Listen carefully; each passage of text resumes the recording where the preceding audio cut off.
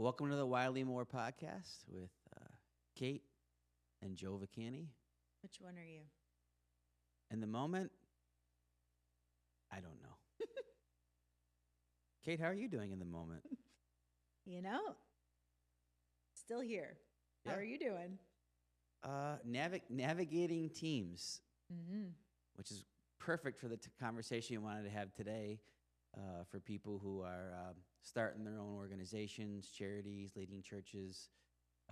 We've always worked and led many different teams of many different sizes. And so today we want to talk a little bit about leading teams and maybe some practical things to help people. So, how are you doing? You know, I hope that this will help people just not even who are leading teams, just trying to survive out there with the general population. Yeah, part of what we want to encourage people today is no matter what you put in place, no matter what your culture's like, you will always have transitions, difficulties. It's just a part of the journey of leading and working with people. But that is also the exciting thing about life is as people of faith, some of the great adventures and challenges is how to continually find ways to work with people, work with each other, don't just give up easily, find ways to overcome, find ways to stick it out. It is never easy. So we've been a team since we've been married now 24 years. And one of the things that you'll find with working with teams is that everyone's different. It's true. That's and it. right now, our differences are really working out great. So there's three things that I'll just start off by saying that have always kind of been a guide for me when it comes to working with teams, evaluating teams, how to build teams. Three things that I look at is there's character, there's chemistry, and there's competency. And there's three different things you look at. One, a person's character. That's who they are as a person. What's inside of them, the values that guide them. As Christians, obviously, we use the scriptures and God and Jesus as our guide for the kind of people we're going to become in our character. So that's one part of a person is their character. So they're nice, they're friendly. That's one piece. But there's another part of being on a team, and that is your competency. That is your ability to get your job done. So you could be a very nice person and be terrible at your job. And so it requires conversations and coaching and helping people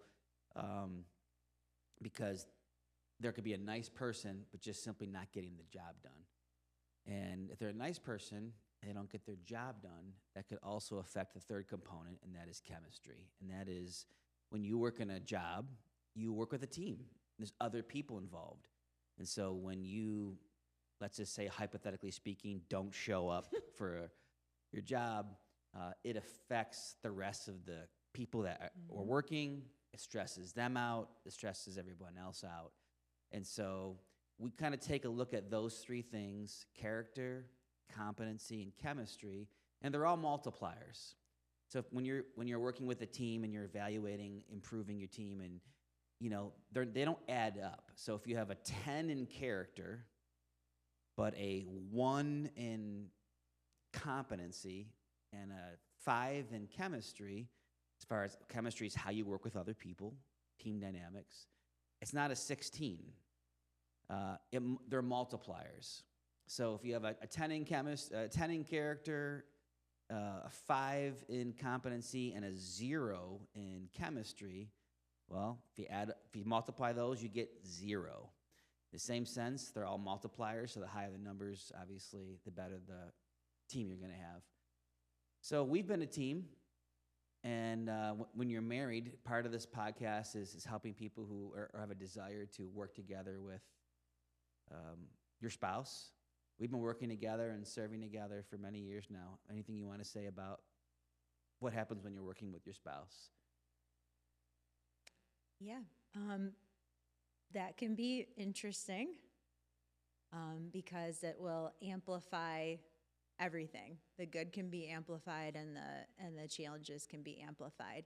And if you have different personalities, which most people marry somebody opposite of them, the way that you might handle a difficult situation, especially a people situation, could be different.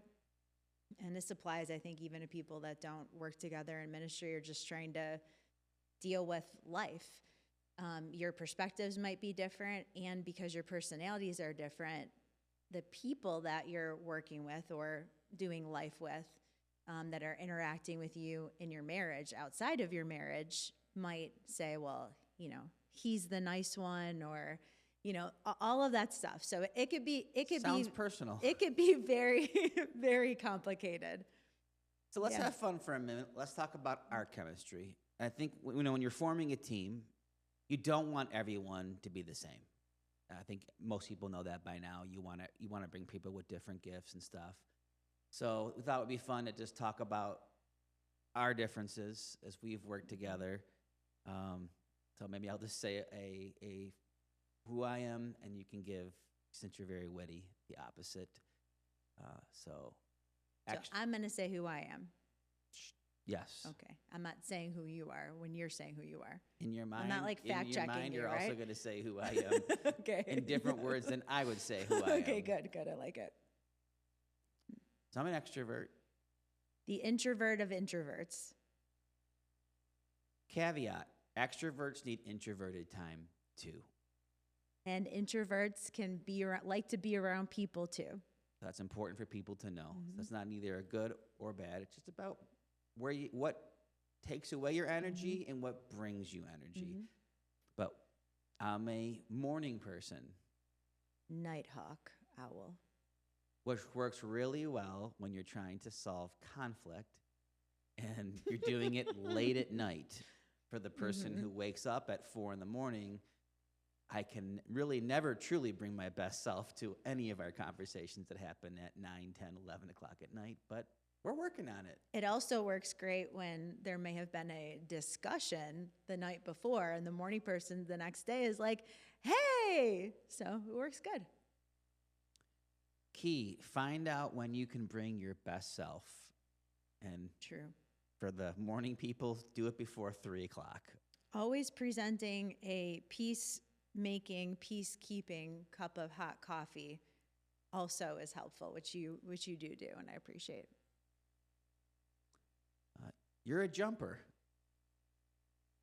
Yes, I am. What are you? I think about the probabilities and then jump.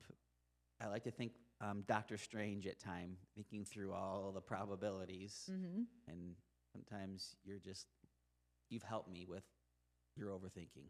Let's just jump. Yep. And I'm building the safety net as we're falling. And I appreciate that about you. I'm an organizer. I am a mad scientist. Think of Doc from Back to the Future. If I try to organize something, I feel like my life is in chaos. I can't find things when they're organized, although I do appreciate other people's organization. And I think you're not just organized, we have another phrase for you. Every home can only really need one mad scientist. Mm-hmm. You have a phrase for me.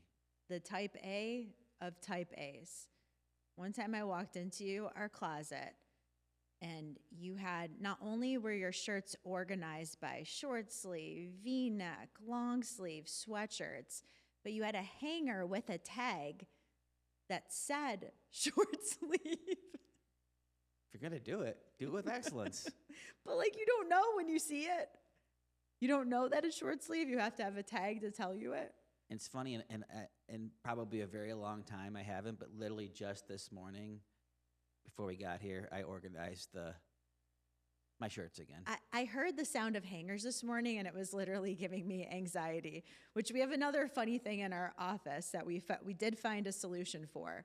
So we have a dry erase board, and it's where you do your worship planning and different planning for church services. And it always drove you nuts to see Yeah, things written on a board. but you have nice penmanship. It's, it's not chaotic, but for some reason when I walk in there, I feel very overwhelmed by it. So you come up with a great solution. A curtain. A curtain. And I actually appreciate the curtain because as someone who's an organizer, I like to have an uncluttered space and an uncluttered mind. So your strengths always help me to focus better because when it's cluttery and messy, I can't really focus too well. So I appreciate, and vice versa. There's places in our house where you have stuff, and I come up with solutions to hide things under curtains. Pretty much. I am a nostalgic. You would say Burn the ships. I love songs. Give me a battle axe. Give me a battle cry. Freedom. Captain America. Iron Man. I've played that music before, the theme song when Kate walks into a space, and it always is the track that goes on in my mind. Rocky, the Italian Stallion. Captain Jack Sparrow. Disney. So there's actually a lot of things that we do have in common. But since we're very different in a lot of ways, Kate, why does it work? Because you are a kind man, a patient man. And beneath the man is Don't my go there. Don't go there. nucleus. Okay, you went there. That's from Nacho Libre, which, by the way, watch that movie 100 times. Sometimes you just need the silly things in life. You need heroes that are going to inspire you. And as charity workers and people of faith, who better of a hero to have than a man who took care of orphans It's true. and was tired of the kids having scraps for food and eating the Lord's chips. And so by night, he becomes a luchador, a wrestler. And he does what he can to help raise money, provide for the orphans, and ultimately the woman he loves. So I think he's a monk in it too, or a minister. He's a minister. Probably. Yes, he's a minister in it. So many ways to relate. Great hero. One of the funniest moments in our life, we went to an event where a relationship expert was speaking at it. And he did things with like birth order, and there's all kinds of cool tools out there, which I would encourage people learn. Sometimes when you can learn where somebody's coming from and their wiring, you can, it's not just on them to try to work with you. It's on, especially as a leader, but it's also on you to understand the person. And it's not a chore. It's actually a gift to be able to see somebody for how they were made. And it's sort of like a treasure hunt. But we went to this event, and afterwards, they do like book signing and stuff. And we went up to he was an older gentleman too, so he was an expert. And he asked us about, our lives, our background, our birth order, and all of that. And he said, "Good luck." So that was kind of funny. Well, we're already however many years into the marriage, and then we did one of those personality tests, and you can like Google it and like put the two personalities together. And the thing was like, this will never work, but if it does, you two could change the world because we have so many opposite giftings, wirings, and all of that we can impact people, see people's different perspectives, bring that all in if we can figure out how to do it peacefully, which we have. And I'll attribute a lot of that to what has driven our inner world, and that is the life of Christ, the scriptures. When you're married and you're in a permanent covenant, you just simply can't walk away when it gets tough. Mm-hmm. That is actually the beauty of marriage. The beauty of a marriage covenant is that when life gets hard and when it gets tough, you simply cannot just walk away. And that's the difference when you're working with teams, when you have chemistry and you have friction with people, is when they're volunteers or they're workers, they could just quit at any point. Mm-hmm. At any time, people can leave. But what really makes a great team is when you stick around and you fight the battles and you fight for the relationships and you fight because it will always be hard. There will always be disagreements. And that's where you really have depth of relationship is when you guys do the hard work to figure it out. And when you're a person of faith, you have guiding principles like obviously forgiveness, but also reconciliation, which is you forgive a person, but before you become reconciled or before the relationship's made right, some things have to take place. And some people just think, well, you have to forgive me, and I can just continue to treat you however I'm treating you. That's not really how reconciliation works, right? No, it's true. And I love how, the Bible gives us the analogy of the body of Christ. And I heard this really funny thing from a pastor named Francis Chan. And he said, we're all different parts of the body. We all matter. He said, some of you, though, are the appendix. And, the appendix is not, we don't really know what its function is. And if you're not careful, it'll blow up and kill you. So that was just a pastor's way of saying something that's, kind of funny. But the truth is that, if you read in, I think it's, 1 Corinthians 12, it talks about all the different parts of the body. You can't all be the eye. You can't all be the foot. You need all of the different parts. If you imagine a body that's all eyes. But then the other side of it is an eye is a specialist at seeing. It's not going to understand how an ear operates. And so, but it needs the ear. It needs each other. And, it could be like, well, why couldn't, Jesus have just made it easy and simple? Well, he actually could have. He could have made it super simple. He could have just done it all. But he left us here with his Holy Spirit to do the work of the kingdom.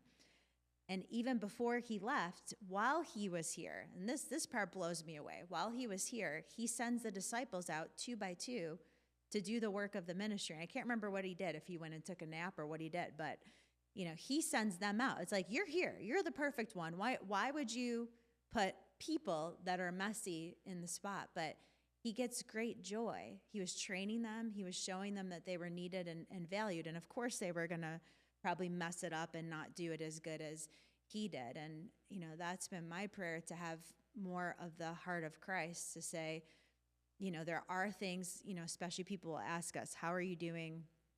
Church, a charity, a coffee house, having your family, all of that stuff. And it's because there's always been people. People have come along and been involved in different seasons for a season, but they've been involved in it. And first of all, we're not Jesus, so I know it's a shock to you that I'm not him. But I wouldn't want you to be him, actually. That I would want be you to, kind of since I'm the love song guy, romantic. yeah, that would be kind of weird. But the point is that even if we could, we shouldn't want to do it alone. And maybe we could have the heart of him to say, even if somebody that's joining us or helping is not going to do it the same way or do it differently, or they might mess up, or that it's fun to see people use their gifts and abilities. And an eye can't travel far. It can't walk on its own. It needs the feet to carry it. And there's that phrase, if you want to go fast, go alone. If you want to go far, go together. But it's a big mess. 20 years of youth ministry, I had my own metaphor as far as teams, and it's some people are the nose, and some people are, let's just say, a part of your body that creates smells and stinks. And the nose never wants to be around parts of the body that stink, but they're both necessary. And so... And this brings up another point. You could assume... I would say I'm trying to be more sophisticated and cultured, and you are... And you can assume... Neanderthal? You could assume that you're the nose, but it's better to assume that you're the one that's creating the stink. And sometimes you have to just find the right places for people on the team, and it might not always be working with you. You can take the man out of the youth ministry, but you can't take the youth ministry out of the man. One of the greatest pieces of advice I received by one of my youth mentors was being mature is not acting your age. Being mature is knowing when to act your age. And as a pharmacist and as a person who studies a lot and is sophisticated, I know the right times when to have fun and when to be civilized. Yeah, I'm not transitioning that part. You can go for it. You created the transition. You're the one that said you can't take the thing. You brought up about noses and things that cause smells and all of that. Well, I'm trying to be practical about chemistry. As far as when you're bringing people on your team and you're looking at competency, when you and I got married, you were 20 years old and I was 23. We really didn't know a lot about who we would be in the future, what choices we would make. You know, that when you get married, that really is one of those great unknowns, is 20 and 23. You're still growing as a person. You will be growing as a person. But what you can look at is the person's track record. What have they done? And when you're bringing on people on your team, it's healthy to see, well, what have they actually done with their life? Not what are they aspiring to do or saying they're going to do. What have they actually done? And so when I met you, I knew in the future where I was. Key thing is, where are you headed as an organization? Where are you headed as a couple? You have a direction you want to head. I knew that I wanted to do something in ministry, and your track record from meeting you was you had served with a local camp as a mentor and a lifeguard. You have been involved in ministry for years already. You were also someone who was a hard worker. You had a job since you were in high school. You know, the work ethic was very important to us. You were also a nursing student, so you were very smart and intelligent, and I appreciate intelligent conversations as well. And what was my proven track record when you met me? Honestly, the thing that drew me to you was when I came into that college event and you were leading worship, and I had never met a man that you could lead music, but you love the Lord, and that was all over you. And so that was the thing that drew me the most. Of course, you were in school doing pharmacy, which was not an easy thing. Cared about people, serving. When we first got married, you had that sign that aggravated me of like the poor kids on the street saying, "Don't complain." Joke's on you. There is no joke on me. Yeah, I was 1 year. I was 1 year away from graduating from pharmacy school, so I wasn't just talking about, "Hey, I'm going to provide for you." I had already proven it. I had worked since I was 15, and was someone. We both were people who were generous. We both individually gave to organizations, and we didn't just talk about one day we want to be generous. And so we had a track record of some core values and things that really were important to us. It was a passion for God. A vision for the future of wanting to do ministry to help people. We both were givers, generosity. Even though you know that I'm goofy, we both valued intellectual, critical thinking, intelligent kind of critical skill sets and learning and being people who are learned.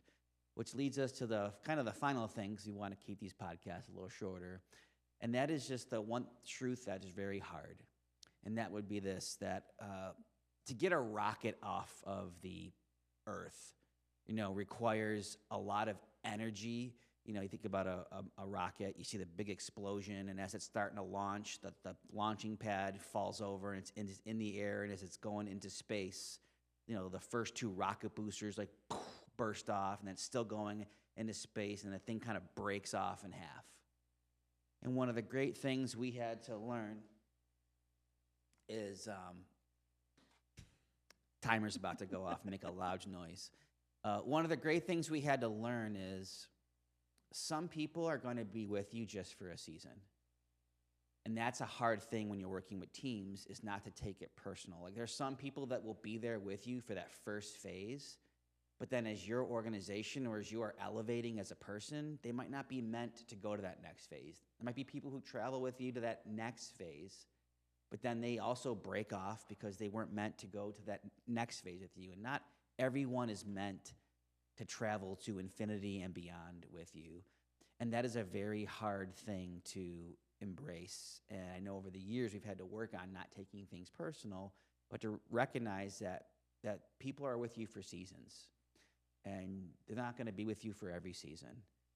And when they are with you, they're a gift to you. and you do your best to be a gift to them. But no matter how you lead teams, you just have to know they don't always last forever. So enjoy them, work hard, except for the one relationship you hope lasts a lifetime, and that is obviously the marriage covenant. And so our plan that we have said is that we're both going to live till we're in our late 90s. You're going to pass away first How are you going to arrange that? because I don't want Kate to be alone in this world. And I'll take care of all the arrangements and make sure you have a beautiful service. And then a month later, I'm going to go. How are we going to arrange it? We have no clue. Any last things as far as teams and working with people who are different than you? And I would just say to somebody listening who's been hurt, burned, dealt with the other side of it, where you don't understand the person that's on your team in your life, and you've tried and you've gotten hurt, that there's hope for you, and that there's hope. There's hope, and this is what it is. It's the mess. And you never have to stay in a situation where somebody's being constantly hurtful to you. People are responsible, but don't let it make you give up on people. We're designed for relationships. God's plan is relationships. He works through marriages, families to do what he wants to do. So you need to take time, let God heal you. He loves you, he's for you, but don't give up on working together with other people. It's worth it. yeah. And after all these years we've been married, we're still working on it. I'm still learning. We're still learning how to work together, fight well. And what's beautiful is as you grow as a person, you're not the same. So that's why it changes, because the person you were 10 years ago is not the person that you are today. And I actually love those curtains that you set up. It really helps my mind not look at that whiteboard, but behind it I know is a beautiful, organized, color-coded plan. Always a plan. Thanks for listening to the Wildly More podcast. If you like this, we encourage you to subscribe, comment, share it with people. It is our desire that you would live a life of more resilience, more faith, and more courage. God has such an incredible life ahead of you. None of it will be easy, but it'll all be worth it. And I'm so thankful that we could do this together.